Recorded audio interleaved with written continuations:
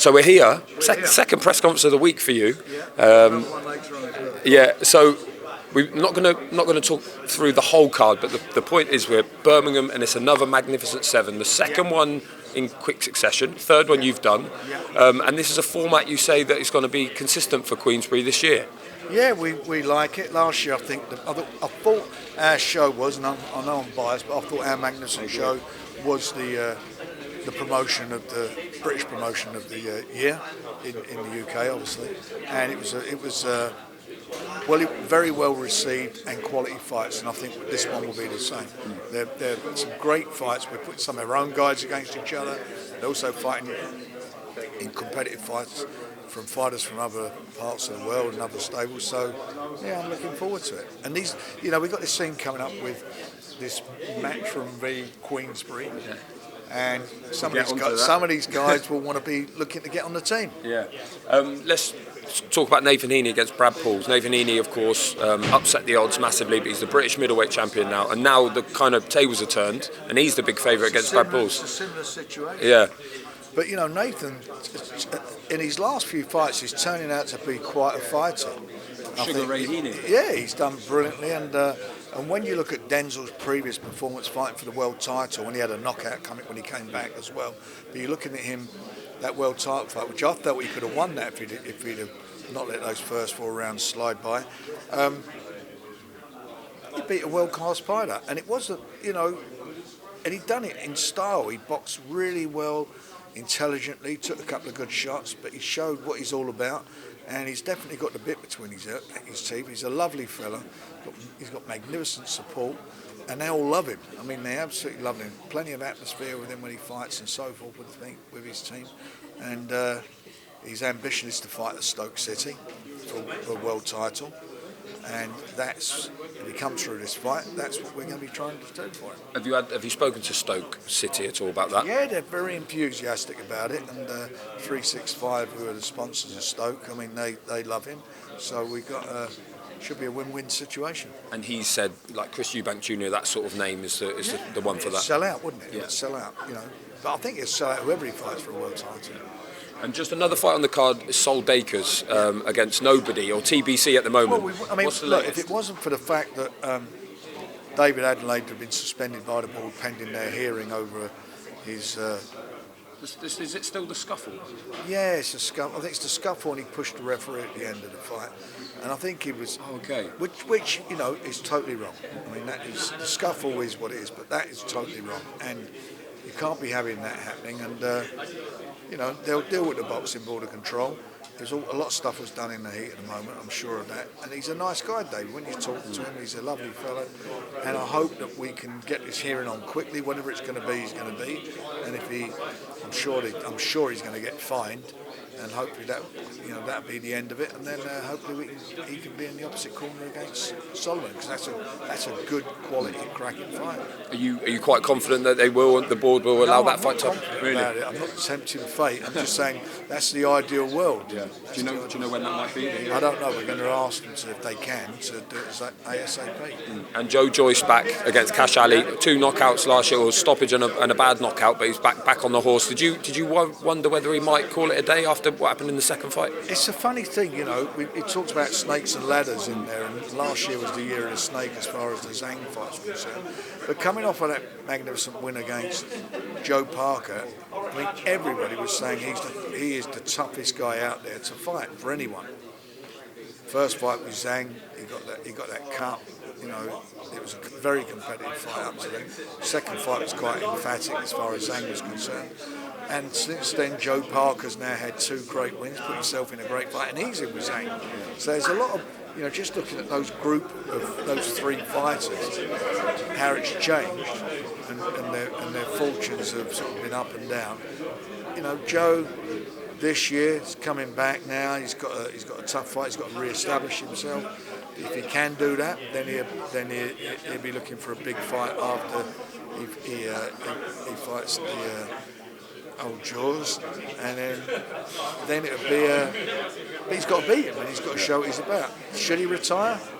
I don't know. We'll find out after the next fight. If he doesn't look good against that, or for any reason He's not there. He's got people around him who will tell him that he should retire. It's not like he's beaten by the same guy twice, and I think Zhang's his bogeyman. That happens sometimes in boxing. Let's get on to the Matchroom Queensberry super show that you and Eddie have shaken on now in front of everyone. I'm sure it's something that you both are well up for, and it's something that's sort of been floated before. It's been dropped on our toes. I mean, I've floated it before. It's been dropped on our toes, but I jumped it when it came up.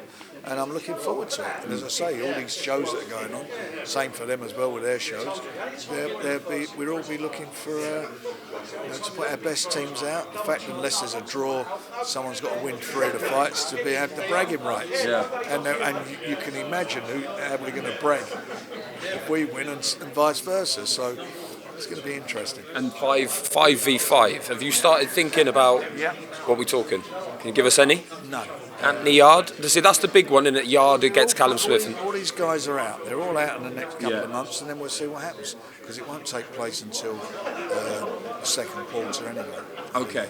So obviously in Q1 we've got the undisputed heavyweight title fight. We've got Anthony Joshua, and then after that the Saudi schedule. Well, we don't know about it yet. That'll all be announced in a week.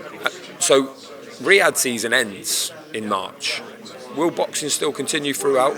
You heard what HE said. They will do something. We will do something. So hopefully that'll be the case. So it's not as if boxing will they'll stop doing the boxing until October? I don't think so. I don't think so. I think there's a real appetite for it. It delivers. We've had fabulous shows. I mean, they've been well received by everybody. Everybody loves what's going on, and long may it continue. Yeah, and just one on Saudi generally. We see Mark Chamberlain out there, for instance, and Joe Cordino, I know, is a matchroom fighter, but against Kakachi. So these are fights that could headline in the UK, but now they're going to Saudi. So does it give an opportunity for other guys now to become headliners in the UK? Look, there's enough fighters out there. I mean, I've got to be honest, sometimes people saying, I can't get a fight, when can I be on this card? It's given us another avenue. So it's brilliant, and there's some great fights behind it, and no different over the years where fighters have gone off to the States and fight in the States. I mean, I can remember British fighters going out and fighting on showbox dates, going to Vegas.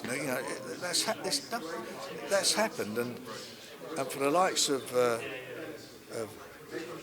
Joe Cordina, Kakachi, for Mark, they're terrific opportunities.